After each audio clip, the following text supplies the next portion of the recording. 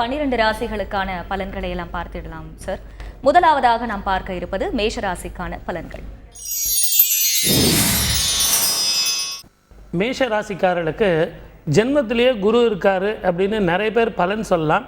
இருந்தாலும் நான் ஏற்கனவே சொல்லியிருக்கேன், பார்வ பலம் அதிகம் அப்படின்னு.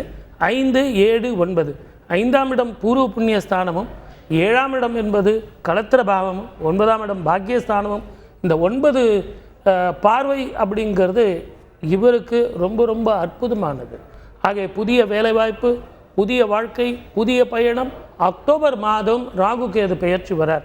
அதற்கு பிறகு இந்த மேஷ ராசிக்காரர்களுக்கு நல்லா இருக்கும். இன்னும் நம்ம நிகழ்ச்சியில் நிறைய பார்க்க போகிறோம் இல்லைங்களா, அதனால் இன்னும் நம்ம நிறைய பேசுவோம். இப்போ பரிகாரம் அப்படின்னு பரிகாரம் வாயில்லா ஜீவன்களுக்கு இந்த ஆண்டு தானம் பண்ணுறது ரொம்ப ரொம்ப அற்புதமானது.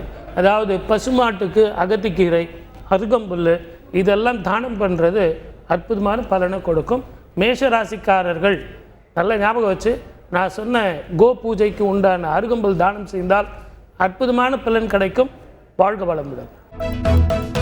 செய்திகளை உடனுக்குடன் தெரிந்து கொள்ள உடனே சப்ஸ்கிரைப் பண்ணுங்க.